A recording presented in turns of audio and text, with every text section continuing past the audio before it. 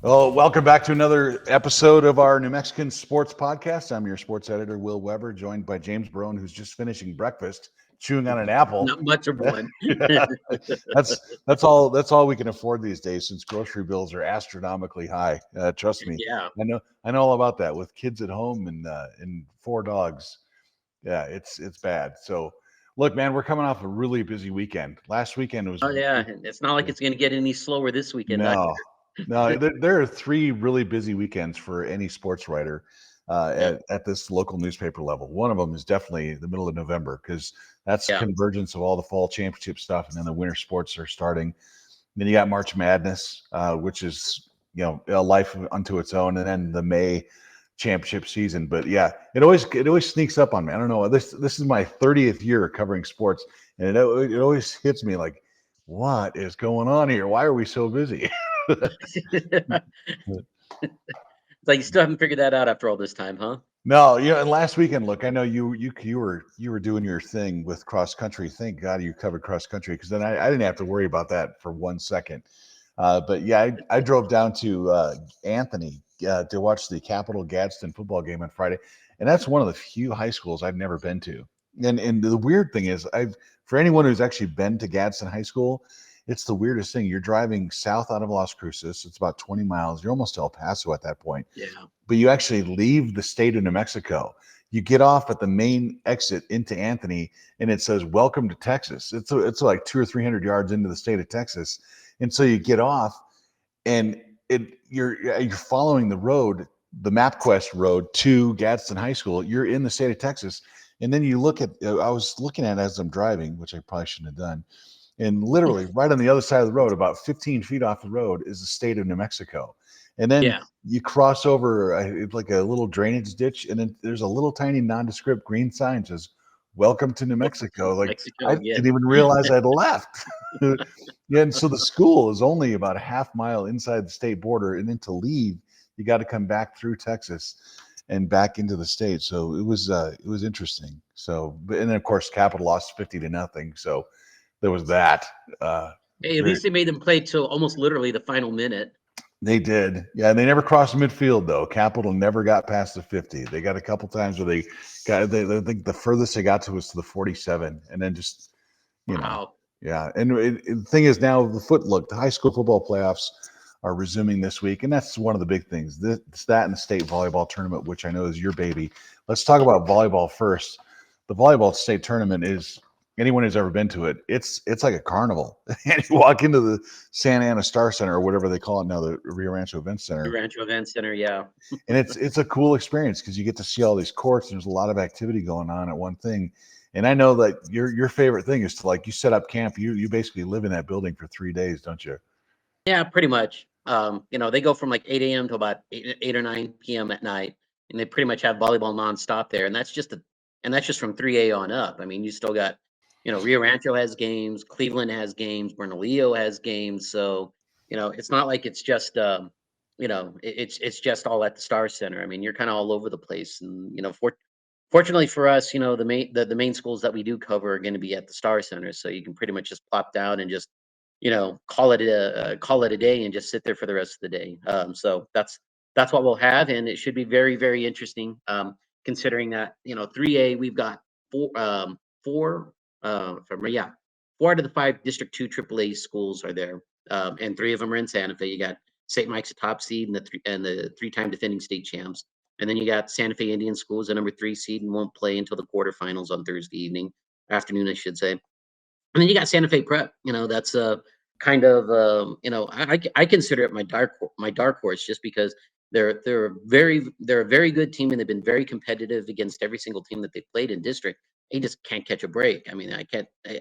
It's interesting to see how a team can lose so many games: 22-20, 22-20, 25-20, 25-22, 27-25. I mean, they are playing some really good volleyball. They just haven't been able to get over the hump there against the St. Michael's and the Indian schools, and even West Las Vegas. So that's a team I wouldn't want to face in this bracket. So, there's that. And then you got Santa Fe High in the 5A bracket, and they've got an opportunity to play Cleveland if they can get past Centennial on Thursday afternoon around noon. Then they play in the 6 o'clock match. So there's a good chance that Santa Fe High gets past the first round match. They'll play Cleveland, and that's kind of been their bugaboo. You look at their losses there, and 5 of their 8 losses have come against teams ranked ahead of them, whether it's La Cueva, Albuquerque High, or Cleveland.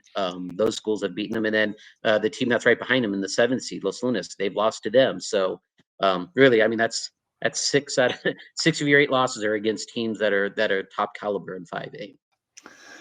Yeah, it's volleyball is definitely one of those sports where it's kind of almost like football, where most of our action is in AAA. That's where all the Yeah, power is. absolutely.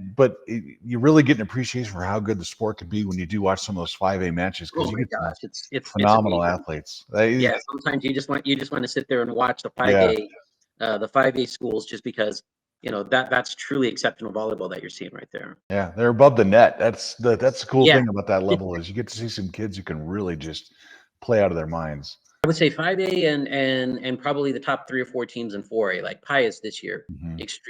very, very good. Probably, would compete at the 5A level, probably be like number 3, number 4 right now, if they were at the 5A level. And for that matter, I mean, St. Mike's, they went. I think their only 2 losses are to 5A school or 6A 5A schools. Sorry, keep thinking of football, but 5A schools. So they'd be very competitive in that district too, or in that classification too, if they wanted to. Yeah, I like Santa Fe Prep. You mentioned them, but they're having kind of a moment for athletics because the cross country Yeah, team did well. The boys soccer team came back and won the state championship last week.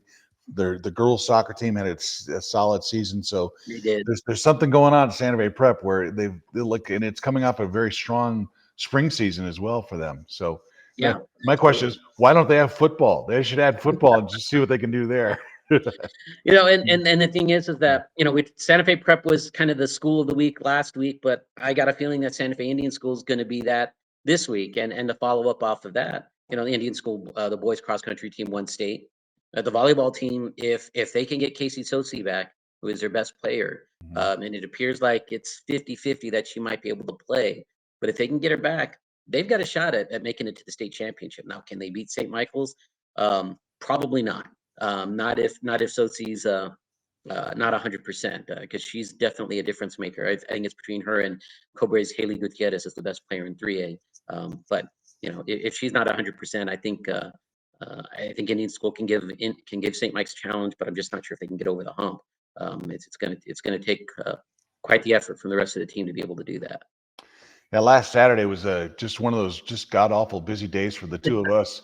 Where I know You made it sound like it was a bad thing, yeah, dude. yeah. Well, you're up, and the first race for cross country is at 8 in the morning. So I know you're probably out of bed by 6:30 and Yeah, doing all that. yeah, And like by the time I got back from Anthony, it was probably 3:15 in the morning. Of course, as tired as you get on those road trips, I don't know how it is for everyone else, but when I get home, I'm completely wired. I'm wide awake. It's like yeah, yeah. where was that The when I last thing needed you it? want to do is fall asleep, right? Oh, yeah. And so by the time it's probably 5 in the morning by the time I actually fall asleep. And then I got to get up first thing the next morning and do my thing too. So I was exposed to some soccer last week. And the one thing I took away from watching Santa Fe Prep play Sandia Prep in the boys championship for 3A is that was a really physical game. You don't often see physical play like that at that level, but those two teams were really getting after it. And Sandia Prep scored their only 2 goals on penalty kicks and penalties in the first half, which I think was the only way that they were actually going to beat Santa Fe Prep. But Prep comes Yeah, back, their 8th grader comes to the rescue, and then they win 3-2 in penalty kicks, which it's always a cool moment, especially when you go through that first round of 5 shots and the PKs, and then all of a sudden it's sudden death. So every single movement creates pressure. So just watching that last shot that Sandia Prep had to potentially send it to a 7th round, bang off the crossbar, and you see the celebration. And I know you and I have talked about this. mhm, Sometimes I think the better stories for us to write are when our teams lose, because when yeah, your teams lose, the emotions are just over the top. Everything's yeah. just really raw. They are, because you can pick at just about every single Yeah, yeah, what if scenario that there was. Then yeah. I mean, the ultimate what if would have been, had Prep not missed the 5th goal, the storyline would have been would have been Aiden Hickson, having saved the season, coming up as a number 5 shooter, and he Yeah. missed, he whiffed on it, you Yeah. know? Yeah. Yeah. When the team loses, the emotions are raw, but when you win, it's like, well, we just take it one game at a time, and everyone, I'm happy for everyone else. Like, oh, come on. You Come just on, not watch at the the, championship game, man. They know that there's no yeah. tomorrow now. Yeah. They can say whatever the heck they want then, and Yeah. sometimes they do. So you go from cross country, and then you got to write two monster stories, and then of course I transition as the soccer game's going on. The Lobo The Lobos basketball are game started playing at 2 o'clock, and so the soccer game didn't get over with till after 3 because it 3, went on so yeah. long. So I missed almost all of the Lobo game. I got there with about 12 minutes to go in the game, and so I And watched it was pretty that. much over with by then. Yeah, it was totally over. And of course, I write that story as if I sat in the pit the entire time and watched it. And then from there, the United, who are now all of us, I did you realize there's a professional soccer team in Albuquerque? Because that was like news to me. And they played that night, and there's 11,000 fans there for their playoff game. And of course, they win it with literally just seconds to go. And so Yeah, now, and now they go to Tulsa. yeah, thank goodness they're out of town because that would just be one more thing we got to cover this weekend. Oh, I know, man, and especially considering that it's the football quarterfinals, and we've got St. Mike's Oh, Robertson playing on crazy. Saturday. We've got Pojoaque playing. Pojoaque and Los Alamos actually playing on Saturday too. They Yeah, play at noon. yeah. And then we got Pojoaque too playing in the quarterfinals as well. I mean, we talk about how busy it was last week, but Saturday is going to be just as busy too because we're probably looking at the 3A the 3A volleyball championship, which will be going on around I believe at 2 o'clock if I remember correctly off the top of my Mhm. head. And then you got the football games. You got Yeah. Los Alamos, you got St. Mike's, You have uh, Taos. and Taos is Taos. at home That's on right. Friday Taos night be playing against Friday night. Academy. That's right, against Bernalillo. So and then on top of all that, we haven't even talked about the Lobos. Yeah. They're Yeah. playing CSU Yeah. with a chance to get the 7 wins and to keep their hopes of getting to the conference championship game alive. So, Yeah. And oh, by um, the way, New oh, Mexico State on Saturday night yes, for and we basketball. ended all at Saturday, in the Eh, evening with the Lobos down Yeah. in Cruces. So, And yeah. And so it's one of these like I don't have a lot of gray hair, but see the gray hair is definitely coming in on the beard. And yeah, but so we got this. Come on, Will. It's no biggie. yeah. We've done it before. Yeah. Last year, right at the start of basketball season, I decided not to shave. So I tried to get it. I got all the way into March, and I was shocked at how much white hair I have in my beard. And so last year, we got down to the NCAA tournament, the state basketball tournament, I had a full beard going on. Yeah, you And did. so, and I realized how awful it looked when I was in Cleveland for the NCAA tournament, and I saw myself on one of the broadcasts there against Marquette. Like I looked like I was 75 years old. So I went home and shaved it. I went back to the hotel and shaved it. That I don't know. I might have to You fake lost 20 color. years in one swoop, huh? I'm gonna have to get some magic markers and color in the beard to make myself look younger this year. I don't know what I'm gonna do, but Oh, no, dude, you can do a lot like all those old vain 70-year-old guys do, man. Just get out the hair coloring and just go at it, man. Don't yeah, don't worry about the gray, man. Just get rid of it. as if people like 60, 70-year-old men and they color their hair brown. It's like, come on, really? Really? Yeah. Oh, and speaking of that, last night, we're recording this on Uh-oh. a Tuesday. I'm watching the Xavier game was on TV. They're playing Santa Clara, which is, of course, Xavier is coached by Richard Mhm. Pitino, UNM's former coach. And then they're playing Santa Clara, who is a Lobo opponent, I believe, on December 6th. And Santa Clara just kicked the snot out of them. They're up by 30 points. And so, but as I'm watching it, it's like, Patino, did you get what's going on with your hair? Because I remember he had a distinct bald pattern going on back And there. now suddenly it's gone, isn't It's it? filling in. Yeah, it's filling in. It's like, wow, all right, somebody's got himself a bottle of Rogaine or something. Something's Oh, going hey, on it's there. that it's that testosterone boost that everybody gets when they hit 40, right? Yeah, you join an all Catholic basketball league, and all of a sudden your hair grows back. So it's a miracle. It's just a miracle. Well, he's got to keep up appearances now, especially with his old man in the Yeah. conference. He's So I'm flipping through the channels and I stumble upon that. And of course, my wife, she's a diehard Lobo fan. She at first didn't want to watch it. And so oh, when we turned it on, they're down by 10 points in the first half. It's like, oh, let's watch this instead of Monday Night Football. And so the lead kept growing and growing and growing. And so eventually Santa Clara's up by 30 points. They're just beating the crap out of them. And of course, there's a couple of former Lobos on the team, and they just played god awful. And so I haven't seen my wife that happy since Christmas of last year. So she was happy to see take one in the shorts. But look, we'll come back from the break, talk about Lobo basketball and football. But let's talk a little bit more about high school football. The 5A, 6A And 4A and 3A quarterfinals are all this week. 2A Yeah. moves into semifinals. Where our 8-man is done for us. 2A, there's nothing for us. 6-man Yeah. is done. Well, we got anybody in we never had anybody in 2A at all. So Right, exactly. Yeah. So St. thanks, Mike's maturity. Robertson. Yeah, St. Mike's Robertson will be interesting. That's the one I'm really looking forward to because, Yeah. of course, last time Robertson played a St. Mike's team that was undefeated, ranked number one, was what, 10, 12 years ago. 2013. Yeah, they beat them in that snowstorm, just absolutely crushed them. Mhm. They played physical football. And so I wouldn't be surprised at all if Robertson comes in there and gives them a game because no one has pushed St. Mike's all season. And you think Yeah. if anyone's capable of doing it, maybe it's Robertson. No, they look better against Hatch. Although the first half they still look just like the Robertson that we've seen over the last 3 or 4 weeks.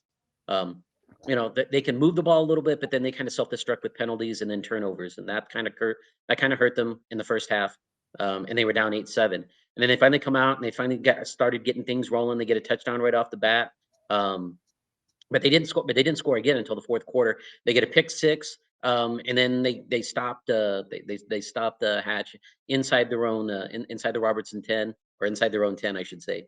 Hatch's 10, and then Robertson scored from there. So they scored 28 points, but it wasn't exactly like they were dominating. I think unless they can slow down St. Mike's, and they've got to be able to. And the big thing is just they got to be able to run the ball. They got to keep the ball out of St. Mike's hands and keep this game maybe in the low 20s if they Mhm. can. If they can do that, they've got a shot. But otherwise, St. Mike's is going to roll them again if they don't. I forgot that was another thing you did last week. You went back and watched Yeah, the Robertson game online yeah, and wrote that online. story Yeah, too. It never ends for us, man. The other quarterfinals for 3A, Pojoaque plays New Mexico Military on Friday night at 6. That should be interesting. Nimi, of course, very interesting game. beat the heck out of Wingate last week, 48-7. Hope plays Hot Springs. That's a 3-11 matchup, and then Dexter plays Ruidoso, which eliminated West Las Vegas 22-13 last week.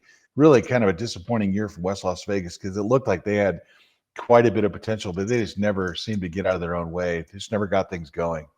No, no, no, they didn't. So, Yeah. I think the less said, the better, right? Yeah. Well, then 4A, Bloomfield is the number one seed. They're playing Bernalillo this weekend. Taos, the number 4 seed. Taos is a really hard team to figure out. They're 6-4 going into the playoffs. They're playing Academy on Friday night at home. Taos started 0-3 against 3 really good teams. They did. And then Yeah, they've won 6 of their last 7. The only loss that they had was to Bloomfield, Bloomfield, yeah. which And that's a is team. an Yeah, and that's a team understatement. nobody's beating anyhow. So Right. Yeah. And so Taos, they're playing an academy team that just loves to throw the ball. In fact, Academy is the only team that actually scored anything on St. Mike's this year.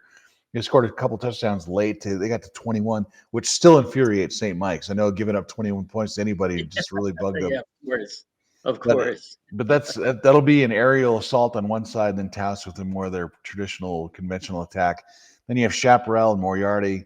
St. Pius plays Grants. Grants another team that started off so quick, and then they just kind of fell apart as the season went on. 5A, you got Artesia and Highland. That's Artesia's the number 1 seed. I think they're going for their 748th state championship this year. Championship, yeah. Lovington Goddard is a 4-5 matchup. Uh, you have Berlin and Roswell. That's a 2-7, and then the only matchup involving a team from the north, North, yeah. Los Alamos playing Gadsden. Gadsden. Los Alamos is the 3 seed, and they're playing Gadsden, the number 6. And Los Alamos has history with Gadsden. They played them Yeah. 2 of the last 3 years in the playoffs, lost to them decidedly both times. And I can tell you, just having talked to a few people kind of off the record, they are absolutely convinced Gadsden's going to roll all over Los Alamos. Well, I would like to dispute one of those losses there. Again, I think I said this last week. It was a 21-14 game in the fourth quarter down in Gadsden last year. There's a couple of interceptions there that Los Alamos threw, and obviously they're in a situation where they're having to play catch up, and it kind of turned the game around. And Gadsden scored 22 points in the fourth quarter and made it look bad. But up until then, Los Alamos played them, and Gadsden lost quite a few players from that team. They've got some good young talent, and they're going to be good. I'm not saying that Los Alamos is going to roll over them, but this is going to be a dogfight. I think Los Alamos has a really good shot at beating them, and I think just a lot of it again is just and again, there's nothing you can do about it. I mean, with the northern schools, I mean, everybody's down except for Los Alamos. So outside of the game against Belen, where it was a 43-37 game, Los Alamos really hasn't been challenged by anybody. Um, so you get this sense that they really haven't been tested, they really haven't been pushed, and you go up against a Gadsden team that has played some of the toughest, all of those tough 5A schools down south. So you think that they're probably more physically ready and mentally ready to play Los Alamos than the other way around. Um, but I also think too that Los Alamos is hearing the noise. Los Alamos knows what everybody's thinking. I Mhm. don't think they're going to lay down and go away very easily. And again, there's a whole revenge factor there. Like you said, they've lost to them 2 times in the last 3 years. So why not this be the year that they beat them and get to the semifinals? Now you get to the semis and you play, Roswell, totally different story. But Mhm. I mean, this is a winnable game for Los Alamos, I think, especially with a guy like Jordan Herrera. Just a really explosive and a really he's got that perfect combination of explosiveness and strength and power where he can get tough yards, but once you get him out in the open, he's hard to tackle. I think Los Alamos is going to give him a game, and it'll come down again to who can make the plays in the fourth quarter. The 5A bracket is interesting because 5 of the 8 teams that are still left are from the South. Yeah, And the perception all along is that the South is just so much more dominant than the North. Well, 3 of the 4 games involve the North versus the South. So, yeah, you can make the argument they're long shots to win 2 of those 3. But this is a chance for the North to kind of puff out their chest and say, look, we're not as bad as you think. we, yeah, yeah, we can actually do exactly. something. But yeah, it's sending Highland down to Artesia is not, Yeah, I mean Highland and Belen really yeah, have the tougher draw out of those 3 games there. yeah. I mean, in all honesty, if they can avoid getting 50 pointed, I think you take that as a victory for both of those programs. To be honest Yeah. with you. Yeah, and then 6A, of course, you have the unbeaten Las Cruces, the number 1 seed. They're playing James Burrow's alma mater at home this weekend. Yeah. There's only one 6A game that's in the Albuquerque metro area, and that is Cleveland Volcano Vista, the Hmm. 2-7 matchup. Carlsbad Hobbs is down south, and then La Cueva has to go to Centennial, which is a Yeah. fantastic matchup. I think everyone kind of gave up on La Cueva after their slow start, but they're still La Cueva. So They we'll they see. are, and they're playing some pretty good ball right now. So that Mhm. that should be an intriguing game. But quite honestly, you look at that, and I don't see any kind of potential for an upset. I mean, it just looks like that's going to go to chalk, and you'll probably have the top 4 seeds in the semifinals. All right, we're going to come back and talk a little bit about college basketball. I do have a very interesting thing I just dug up in my vast amount of research, which took about 10 minutes before our Seconds. show started. Yeah, it's like I need something to talk about for college basketball, so I just did a very quick search and I found something interesting I want to share with you guys about this. But we'll take a break. We'll come right back and finish this thing up.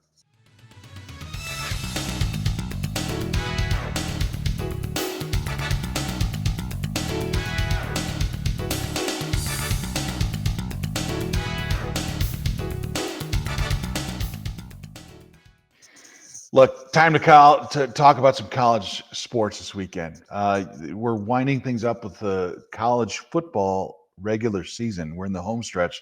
Only 3 games left. New Mexico is 6-3 overall, and 3-2 in the Mountain West Conference. They're very much in the race for one of the top 2 seeds, which qualifies you for the Mountain West Championship game. It looks like Boise State could lock its place. They're playing San Diego State this weekend in a huge, huge game. For Mhm. basically the winner will land a spot in the championship game. In some ways, if you're a New Mexico fan, you kind of want Boise State to win that one because Oh yeah, San Diego State loses. The Lobos end the regular season with a game against this weekend. It's Colorado State, a very winnable game, but they haven't beaten Colorado State since 2009 when Mike Loxley was here. Then they go to Air Force, a team that is just having a miserable time yeah, keeping up in the transfer portal and NIL because they don't have either one.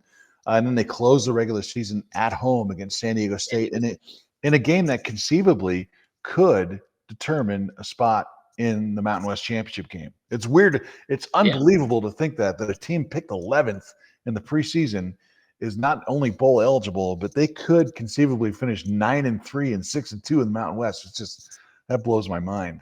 no, it totally does. I think at the beginning of the year, if you had said the Lobos would flirt with being bowl eligible, you would have taken that as a winning, like it was a winning season after losing as many players as they did and having a new coach. And now here we are, 10 months later after Jason X hire, and I mean, all of a sudden, the clouds have lifted. There's, the sun is shining, and people actually have to give a damn about Lobo football now. And I find it kind of interesting that X kind of thrown down the gauntlet on the fan base by saying he'd be disappointed Mhm. if they didn't get 25,000, 30,000 people for this game against CSU. And I'm kind of with them. I mean, this is everybody complains about why UNM it can't be what are the top non-power conference programs in the country, but it starts with football, and you Mhm. got to support football. And if you don't, well, then you are who you are, and you just have to accept it. So, this is a huge moment here for UNM football. Huge moment for the program in general and for the community. And people should show up for the game against CSU, and people damn well better show up for the San Yep. Diego State game if there's a spot for the conference championship game on the line. I mean, come Yeah, on, man. What do you need? yeah. I still contend that this is probably one of the toughest road schedules they've ever had. Yeah. Because look, Michigan is still Michigan. You can say that UCLA is down, which they are, but And they've turned it around since they fired their coach. right, So right. They've had to go to UNLV. They had to go to San Jose State. They went to Boise State. The San Jose State loss is starting to look like a bad one, just one, because. yeah, Yeah, San Jose State is not the team that everyone thought they'd be. I think they were picked second in the preseason. They're just yeah, not doing well. The surprise teams in the Mountain West this year, by far, are Hawaii and New Mexico. Not a lot was expected from either one of them, and here they are. I mean, if everything breaks the right way, you could have Hawaii play New Mexico in the Mountain West Championship, which would not be so bizarre. I would mean, be it's like stupid you on just so flip, many levels. yeah, you just flip the preseason picks, and Yeah, you ended up with the worst. Well, I'm gonna say yeah. the worst possible matchup you could have for the conference. Well, it'd be good for the Mountain West because those two teams are actually staying in the Mountain West. That's So true. That it, is true. you, So you kick Boise State and San Diego State and Fresno State to the curb while we're over here celebrating our own little party. So look, I'm gonna say this, it's not personal. I mean, that if it comes down to Hawaii versus Boise and UNM versus San Diego State to get in, I mean, do you think the perception of them leaving and UNM and Hawaii staying becomes a kind of a central theme there that it gives it a little edge to those games? oh, absolutely, yeah. I'm sure Gloria Navarez will be on the phone with the officials, like, yeah, you might, Yeah, you just might you might want you might want to overlook a few things the here. holidays are coming up, and look, I could give you a little bonus if you just do this. No, but there's that. So look, you're right. I think Lobos they probably should have 25,000 fans at the game this weekend, and in some ways that's beneficiary to Eck because he has it built into his program. If there's a 15% jump in attendance from one year to the next, which he already is sitting on thanks to the New Mexico Yeah, State game, he gets a nice sizable bonus for his year-end paycheck. So he's rooting for that just for all the right reasons and some of the Christmas is coming up. He needs extra toys for his kids. So there you yeah, go. and I'm surprised UNM threw him a bone because apparently, the fans that go to the game tonight, for the Lobo basketball game tonight, they can redeem their tickets for Right. football tickets on Saturday. Yeah, they are trying so hard to get you in the building. And look, yeah, the Lobo men. That's another thing. We can talk about the Lobo men's basketball team. The Mountain West had just a horrible start to the season with Boise State losing at Oh home to my a Division gosh, two team. yes. Of course, it got everyone digging into the internet to find out where Hawaii Pacific is. It's a beautiful school right in the middle of downtown Honolulu, but they play in a gym that has 8 rows of bleacher seats that you pull out. It's smaller It's than in it's most. in a strip mall, dude. I don't know how beautiful that campus is. It's It's crazy. a It's strip mall. literally a high school gym. And so if you go on YouTube and search for Hawaii Pacific's, they call it the Shark Tank.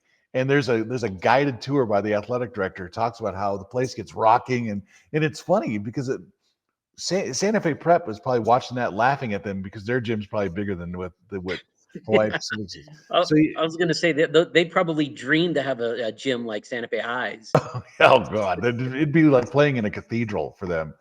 But you had Boise State lose at home to a Division two team. You had UNLV lose as a 16-point favorite to UT Martin. Mhm. And then Grand Canyon, the newcomer to the Mountain West, they lost at home to Youngstown State. And so there's been just some horrible, horrible outcomes. But yet the men's basketball team from UNM, granted, they're not playing the stiffest competition, but they won convincingly both times. They play Yeah, UC Riverside on Tuesday night, which should be another game that they should win. And then they go Brady to Kingston will. yeah, well, exactly. Well, then they go to Las Cruces on Saturday to play the New Mexico State Aggies, a game that we will not be there for because we got too much stuff going on. But Oh this is, yeah, we'll watch it from yeah, afar. Yeah, that and the United, it'll be a tag team and I tell you what, it's too bad I don't drink because I would have to drink myself to sleep that night. No, it's going to be a long, long day. Yeah, Again, yeah, another long Saturday for us. yeah. Um, the last thing I want to talk about is New Mexico Highlands men's basketball season started last weekend. They had an exhibition game at North Texas. They lost, so that game doesn't count. But they went to a tournament in Billings, Montana. It's called the D2 CCA Tip-Off Classic. They lost all three games. Only one of them was close. And Yeah. so I just wanted to see what their stats were. I wanted to see and so I didn't recognize any of the names on their roster. But so Oh, of course not, man. That was I a whole looked into purge. I looked into their roster. Get this. Now keep in mind, Division One has a scholarship limit and it has a roster limit. So you cannot go over, I believe it's 16 or maybe 14 for Division One. Yeah. In Division Two, there is no roster limit. And New Mexico State is capitalizing on that with human growth hormone and rocket fuel. They've got 45 players on their roster. Oh my Lord. They are represented by 8 countries, 14 different states. There are 12 players from New Mexico.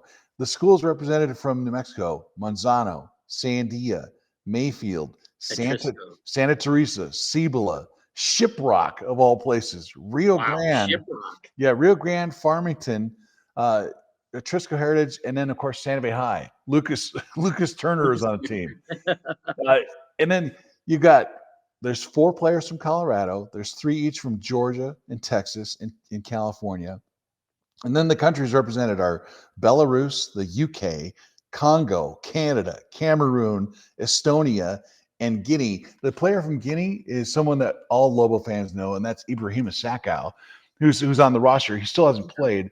And one of the players who was supposed to be on the roster, you click on his name, and it takes you to a 404 error found page does not exist anymore. And that is Dylan Chavez, a kid out of La Cueva who walked on.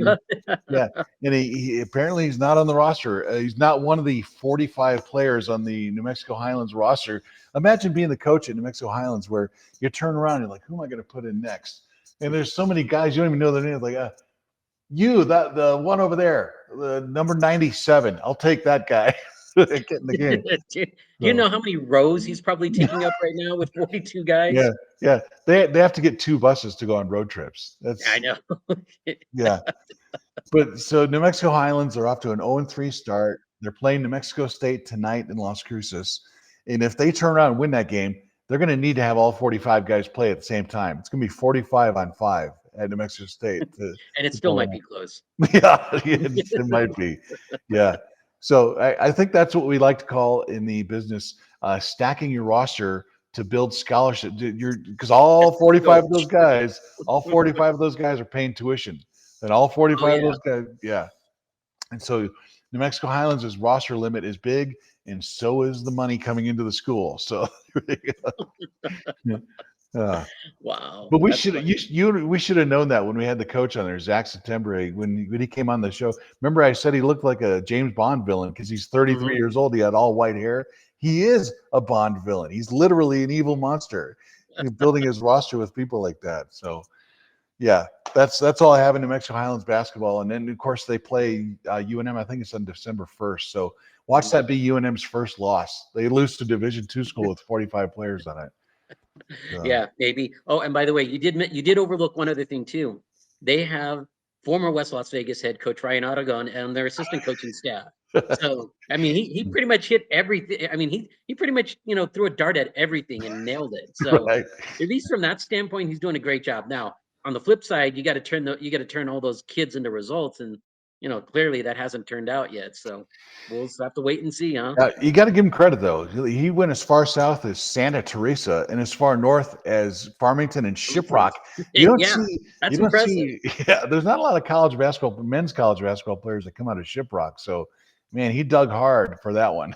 He looked around. No, he definitely did. So you got to give him kudos for that. But at the same time, man, that's a lot of kids. I'm pretty sure and I'm pretty sure that 75% of those kids will not be there next year. No. By like 90. Yeah, by Christmas they'll be gone. What are you talking about? By the end of the semester, they're going to realize, it's time to transfer to Garden City Community College because they'll get more playing time there. So yeah, Yeah, Yeah. and Mike, he's always willing to take on projects there. So Right. Yeah. Yeah.